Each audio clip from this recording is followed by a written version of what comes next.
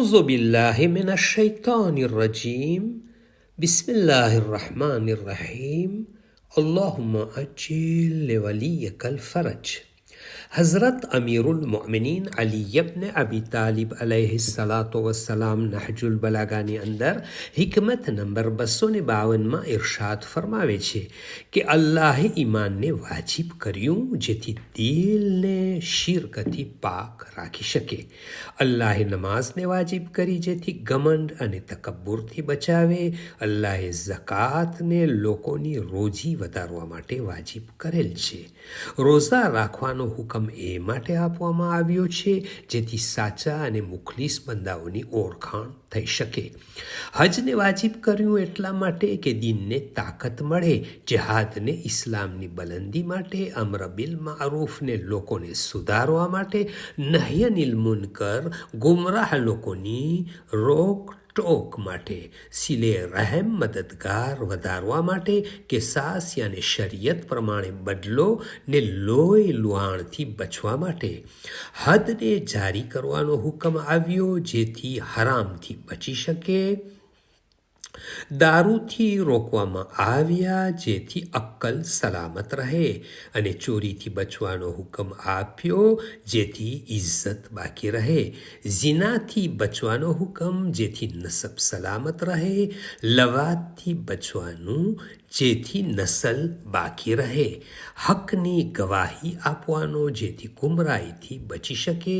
જૂઠથી બચવાનો જેથી સચ્ચાઈ જળવાઈ રહે. અમન અને શાંતિ રાખવાનો હુકમ જેથી ખતરાથી બચી શકે, અને અમાનતની હિફાજત સમાજ અને મિલકતની વ્યવસ્થા માટે રાખવામાં આવેલ છે, અને ફરમાબરદારીને ઇમામતની અઝમત માટે રાખવામાં આવેલ છે. આ હિકમતમાં શરીયતે ઇસ્લામના 20 હુકમો શા માટે વાજિબ છે તેની મસલહત મૌલા અલી અલૈહિસ્સલામ બયાન ફરમાવે છે. પહેલું, અલ્લાહે ઈમાનને શિરકથી દિલને પાક રાખવા માટે વાજિબ કર્યું છે. એટલે જે કોઈ અલ્લાહ એક હોવાનું ઈમાન રાખશે તો તેનું દિલ શિરકથી પાક થઈ જશે, અને તે કોઈ પણ મૂર્તિ વગેરેની પૂજા નહીં કરે.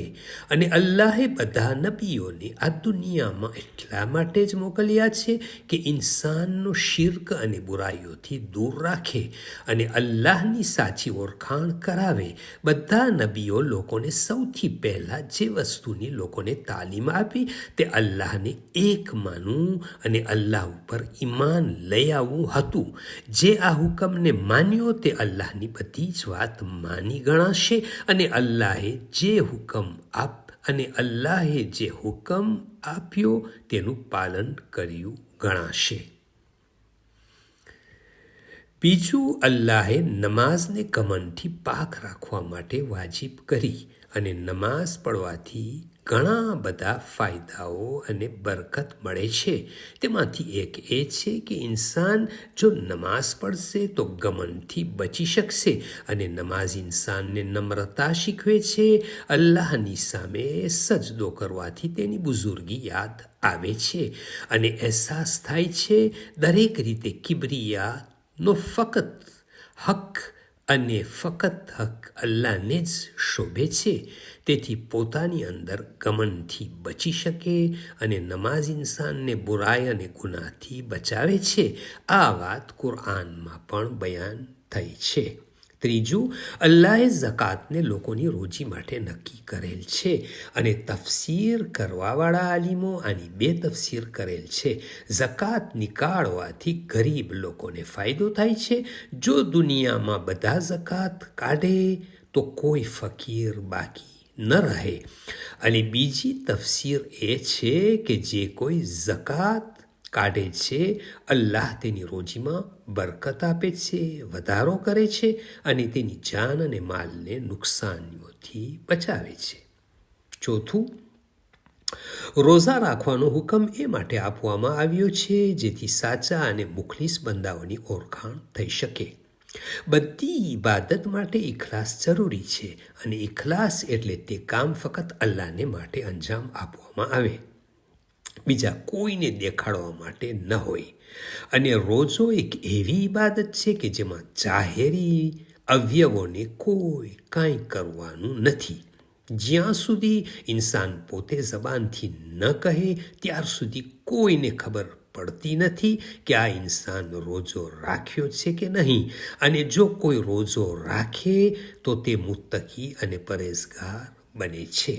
5, હજને દિનની મજબૂતી માટે નક્કી કરવામાં આવેલું છે. એટલે જ્યારે ઇન્સાન હજના મોસમમાં પૂરી દુનિયામાં એક જગ્યા ઉપર ભેગા થાય છે અને એક અવાજથી અલ્લાહને પુકારે છે અને શૈતાનને ધિકારે છે, ત્યારે આ તાકાત અને કુવત જોઈને દુશ્મન સમજી જાય છે કે આ લોકો એક થઈ જાય તો કેટલા શક્તિશાળી બની શકે છે.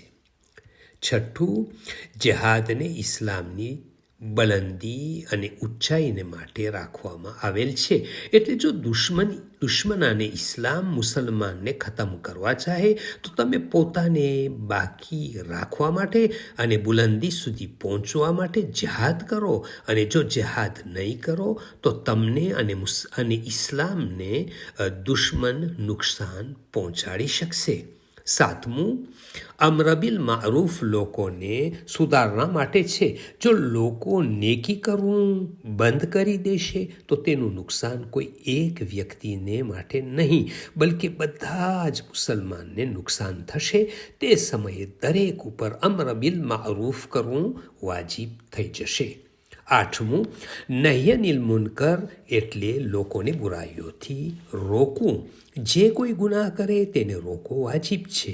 જેવી રીતે અમ્ર બિલ મારૂફ બધા ઉપર વાજિબ છે, તેવી જ રીતે નહ્યનિલ મુનકર પણ બધા ઉપર વાજિબ છે અને લોકોને બુરાઈથી, હરામ કામથી રોકે છે. 9, સિલે રહેમ એટલે સગાવાલાઓ સાથે સારો વ્યવહાર રાખો.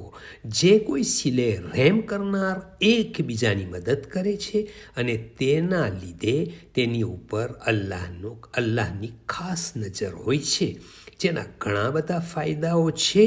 અને સિલે રહેમ કરવાથી ઉંમરમાં અને માલમાં પણ વધારો થાય છે. 10, કિસાસ લોકોની જાન બચાવવા માટે રાખેલ છે. કુરઆનમાં આવ્યું છે કે કિસાસ તમારી જિંદગી છે. 11, હદ જારી કરવી. હદ જારી કરવાથી ઇન્સાન ગુનાહોથી બચે છે અને હદ જારી કરવાના ડરથી સમાજમાં કાયમ અને સામાજિક ગુનાહો ઓછા થઈ જાય છે. 12, દારૂને ન પીવામાં ઘણા લાભ સમાયેલા છે. તેમાંથી સૌથી મોટો લાભ એ છે કે અક્કલ સલામત રહે છે. દારૂ તેમજ જે વસ્તુઓથી નશો ચડતો હોય તે અક્કલને ખરાબ કરી દે છે અને બધા ગુનાહોનું મૂળ કહેવાય છે. 13, ચોરી કરવાથી બચો. કોઈ પણ પ્રકારની ચોરી હોય તેને મોટા ગુનાહ ગણવામાં આવે છે. 14, ઝિનાથી બચવું જોઈએ કે એક મોટો ગુનો છે. જે ઘરમાં અથવા સમાજમાં આ ગુનાહ થાય છે તે સમાજ અને તે સમાજની ઔલાદ બદતરીન બને છે અને તેમાં અઝાબ રૂપે અચાનક મોતનું પ્રમાણ પણ લોકોમાં વધી જાય છે. 15, લવાત યાને પુરુષ સાથે અથવા સ્ત્રીઓ સાથે ગલત કામો કરે છે. આ પણ એક મોટો ગુનો છે અને આ કામ ઇન્સાનની નસલ બરબાદ કરે છે. જનાબે લૂતની કોમમાં આ ખરાબી હતી અને અલ્લાહે તેમની ઉપર અઝાબ મોકલ્યો અને બધા હલાક થઈ ગયા.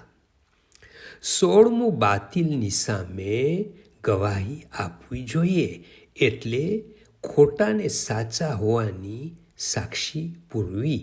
જ્યારે હકને આંખોથી જુઓ તો ગવાહી આપવી વાજિબ છે.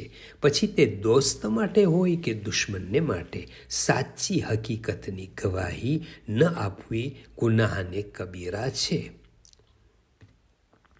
17, ખોટું બોલવું, જેનાથી પોતાનું અને સમાજનું મોટું નુકસાન થાય છે. જ્યાર સુધી જબાનને ખોટું બોલવાથી રોકવામાં નહીં આવે ત્યાર સુધી આ ખતરો રહેશે. اللهم صل على محمد وآل محمد وعجل فرجهم. From Fountain of Ahlul Bayt alayhim salam.